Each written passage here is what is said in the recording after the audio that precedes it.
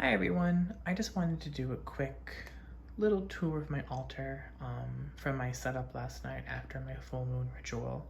Um, I'm actually really happy with the way it looks right now, so I wanted to sort of share and just sort of walk you through it and see what happens from there. So I have two candles lit right now. I have the tall white one on the left and then the tall blue one on the right.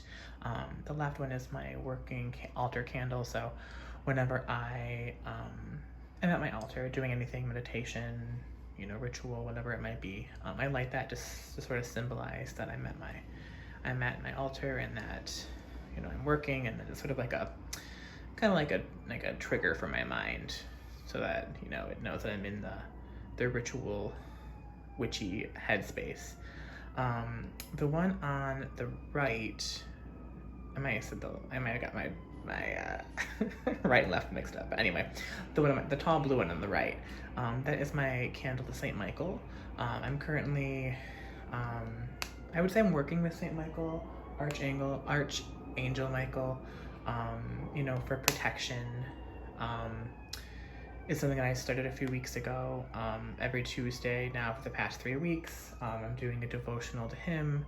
I also call on him for protection in the circle, or when I'm at my altar, or just sort of throughout the day when I feel like I need it.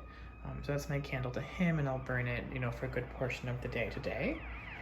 To the left of the blue candle is my cauldron. I use that mostly to sort of not store things, but incense ashes, sigils, things like that I want to burn. I'll either burn them immediately, or I will wait until it's full and sort of do a ritual burning of everything that's in there.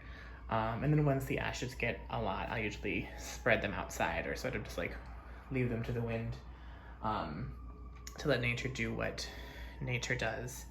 But I'll use it mainly for fire magic, or anything that has to do with fire. So like I said, I will usually, if I'm burning sigils, or if I said incense ashes or things like that. It's kind of like a catch-all, but mostly used for fire. I'm very big currently, sort of as I, step forward in my path, sort of seriously. I'm very into fire magic. I feel, maybe it's because I'm an Aries, but I feel like it's the most tangible sort of magic that I think I can do right now. It's something that I know I can see, I can feel, I can see the flames, I can feel the heat. I know, when things are burned, they're released, or consequently they're destroyed. I think that's another thing I really like about fire and fire magic, is that it can be both something that is used to release and heal, or destroy and sort of stop. So I think depending on the working, I think that's really, really cool.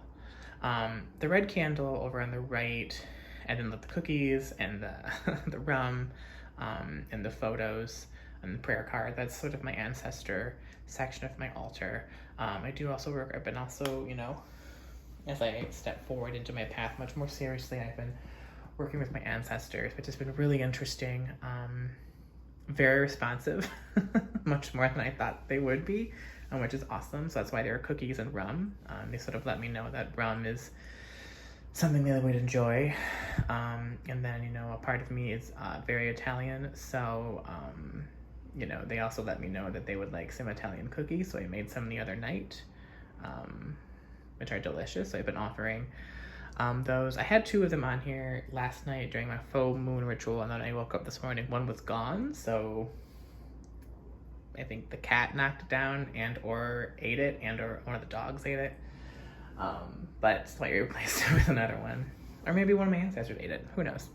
But those are what the cookies are there for. And I'll leave them there for a couple days, and then I'll probably crumple them up and scatter them outside. I don't want them to get bad, but also I don't like to throw things away, so I usually will, like I said, scatter things to nature, and let nature take its course. The Poppet right in the middle, the black doll there, is something I made last night. I've never done Poppet work before, but I've been kind of inspired lately, and it's something that felt like a really interesting and cool idea to do for a full moon ritual, so I made a Poppet of myself.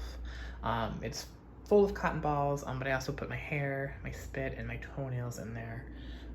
And I'll use that for self-healing, magic on myself. Sort of is like a, it's a poppet of me. So whatever I feel like I need it to represent me in a spell or ritual or in magic or for self-healing, I will use it. So I'm pretty excited to start working with it. Like I said, I've never done that before, so I'm really excited. Another thing that is new to me as well is the box that's right in the middle is a spell box. So I enchanted it, I consecrated it last night during the full moon so that I'll write a petition for whatever healing I think that someone or something or the world needs. There are lots of needs in the world right now, unfortunately. So whenever I feel, that something or someone needs a little extra healing energy, I'll write it down, place it in the box, and then throughout the full moon cycle, it hopefully continue to send that energy and continue to send that healing out to whoever or whatever needs it. And the next full moon, I will burn it in the cauldron to release it. So I'm really excited about that prospect. And the candle on it was from last night to just sort of help charge it and cleanse it. It has since burned out, but I've left it there. You might also notice that there's salt specks all over my altar. I use salt water to cleanse and consecrate things, and it gets everywhere, which I kind of like because it's kind of like a reminder that salt's doing its work, but typically I'll clean it up after a couple of days. And right now I'm burning incense. I usually burn incense during meditation in the morning. This is a St. Michael, Archangel Michael incense that I got at my local occult store. It smells amazing. So I burn it specifically on Tuesdays when I'm doing my devotionals to St. Michael. The little jar next to the box to the left, the glass jar, that's my salt water. That's what I use to consecrate and cleanse items. It's interesting because it is water from the full blue moon last Halloween, and I was waiting super long for a reason to use it, and I finally came to the conclusion I could use it for water to consecrate. But unbeknownst to me, after I had put it in the jar and consecrated and everything, that there was some rust in the jar that I was keeping the water, so some of the rust got into this water. And at first I was like, oh no, do I have to redo this? I don't know if that's gonna be okay. But then I was figuring that rust comes from iron. Iron is the metal of Mars. I'm an Aries, Mars and iron are associated with protection. So I figured that was kind of a good thing, so I've kept the rust in. I haven't redone the water, because I kind of like the idea that there's more protective elements than, the salt and sort of the consecration that I did. So I thought that was kind of cool, so I kept it in there. Behind it in the bowl was my runes. I'm currently very, very slowly and very, very, what's the word? I don't want to say nonchalantly, but I'm learning the runes very slowly, not putting a ton of pressure. I just sort of pull one a day to go with my card readings that I do every morning. That's why there's 2 tarot cards on top of my tarot card holder I got from an Etsy creator. I believe her name was Sparkle Divine or Sparkle Creations. I'll have to link it below, I can't remember. But I got a really awesome tarot card holder, and then she also makes runes, all from resin, and they're beautiful. So I am very casually learning the runes. I definitely know and understand and read tarot very much, but runes are new to me. So I'll typically pull 2 cards in the morning after my meditation, and then I'll pull a rune to sort of bring the card reading together.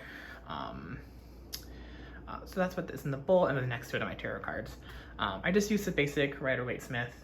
I have 1,000,001 tarot decks, but I like to keep it old school when I'm at my altar.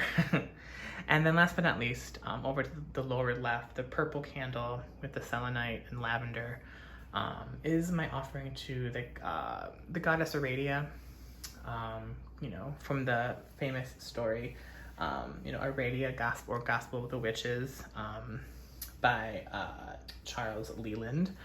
I'm Italian, and I've been working a lot trying to sort of understand my heritage and where my family comes from. And I'd always heard of Aradia, and it was always kind of in the periphery. But then I in doing more research on what Italian witchcraft might look like, I came across it again more prominently. And she just seems like a goddess, or a spirit, a deity, whatever you want to call her, that I think would be really beneficial for my practice to help me connect with my ancestors. I love that she is this powerful figure of not only witchcraft, but of social justice. and justice in general. You know, that really speaks to me, since I think that's a huge part of what witchcraft is. It's not only about the self-healing and the self-empowerment and the sovereignty, all of which she represents, but also what can we do to help those who need it, and what can we do to bring justice to those who require it, and just things that I already represent. So I'm reading up on her.